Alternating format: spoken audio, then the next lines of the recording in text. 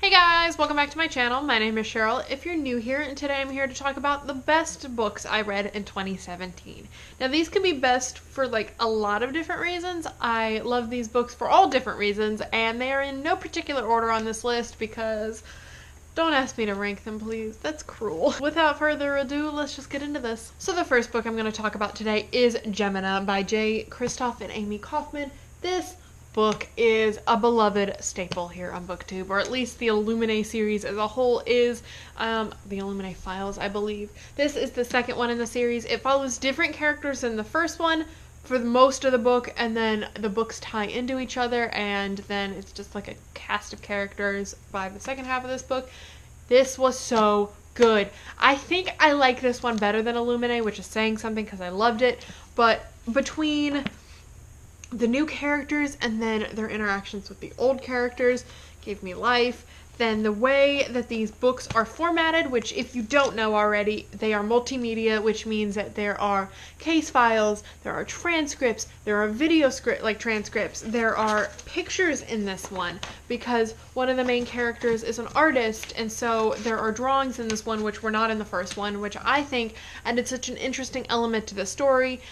I never know what's going to happen in these books, and I find that with most of J. Kristoff's books because I read Nevernight this year too, and they take it to directions you're not expecting. It's not cliche, and it's just all around a really good sci-fi book. I don't really want to spoil anything about the series as a whole, but it's just an adventure sci-fi series that shit hits the fan, and everything goes crazy, and yes, it's just so good, and these books are so pretty. For my birthday, my husband pre-ordered me Obsidio, and I cannot wait for it to get here, and so I can, hope all my characters are gonna live. So, the next book I'm gonna talk about today is Every Heart a Doorway, the series. I could not decide between Every Heart a Doorway and Down Among the Sticks and Bones. I loved both of these so much. Way more than I expected to. They're pretty hyped here on BookTube, too. I'm sure you've heard about them. They're little novellas, and I just did not expect such a small book to make the impact on me it did. And these are diverse books. There are asexual main characters, there are transgendered characters, there are ladies loving lady characters. There is so much diversity in this series, and it doesn't feel hand-fisted at all, and the stories themselves are interesting, especially Down Among the Sticks and Bones, which is much darker and grittier than the first one. It has very much a Frankenstein, Dracula-esque feel. I'm sure you guys have heard about these books enough on BookTube, so I will not spend too much more time talking about them.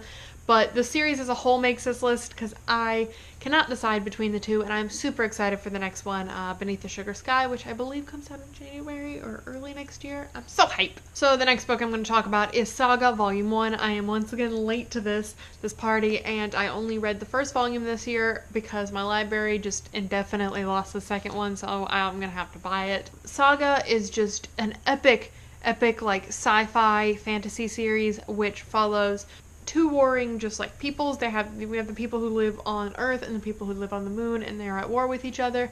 And this follows the story of two of them, two characters, one from the moon, one from the Earth, who have fallen in love and have had a child, and that is of course illegal, so they're hunted down by both populations. And the story itself is actually told from the perspective of the child, so that's a really interesting twist, and I just cannot wait to continue the series.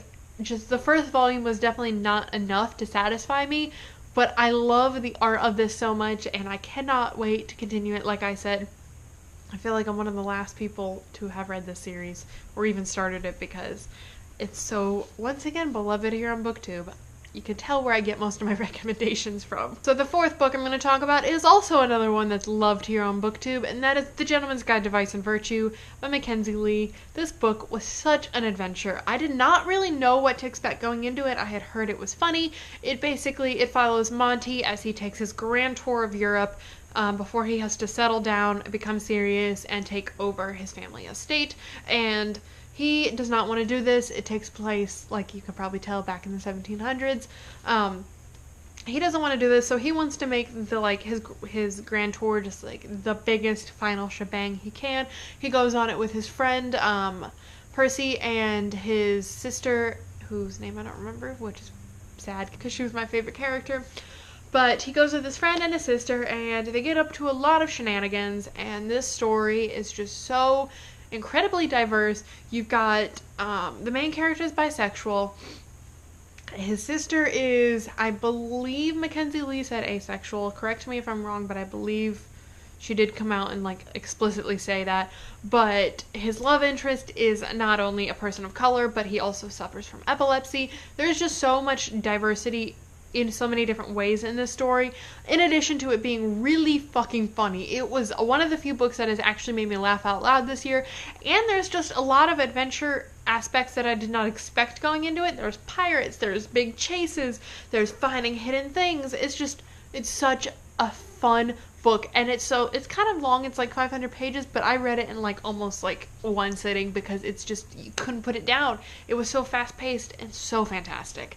If you have not picked that one up, out of almost all of these on this list, I would recommend that because it was so good. So the next one I'm going to talk about today is In Order to Live by Yeonmi Park. This book was heart-wrenching. I read it for some readathon, the only readathon I did this year, which I cannot remember the name of. Anyway, and I read it basically all in one sitting, at least all in one day, and it is the most like heart-wrenching story. It is a nonfiction book that details Yeonmi Park's escape from North Korea and the journey she goes on to get where she is, to the point where she can write this book.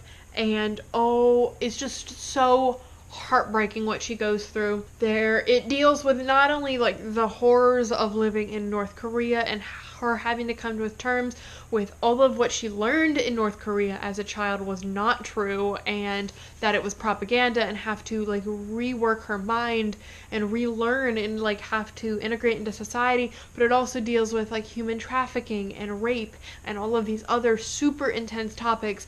I actually think I kind of made the mistake of reading it all in one day because it's such an intense book that like it took me a long time to process after this.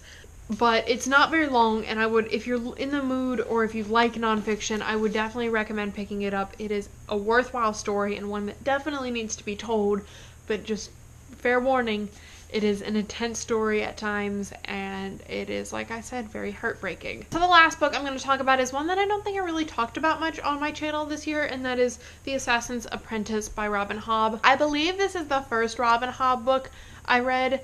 Yes, I don't believe that, I know that. This is the first Robin Hobb book I read. I have not read anything else since this, but I definitely want to continue this series. Now, I know she has like a lot of series within a world. Did I start with the right one?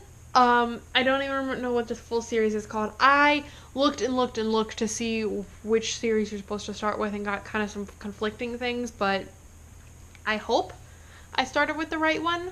But either way, this book was just such a fun, like, fantasy novel. It created such an interesting world and had such interesting characters, and I never really quite knew what to expect going into it. I listened to this one on audiobook, and it was such a fun book to listen to, and I don't always say that. I listen to quite a few audiobooks where I'm like, this wasn't even that like good to listen to. But The Assassin's Apprentice was definitely one that I think I'm glad I listened to as an audiobook as opposed to physically reading the book.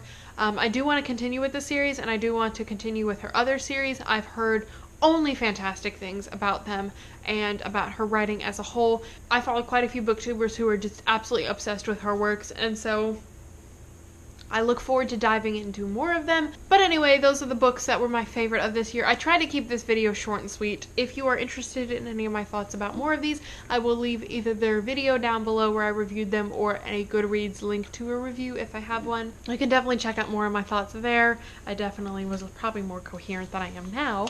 But yes, thank you guys so much for watching, and I'll see you guys in my next video.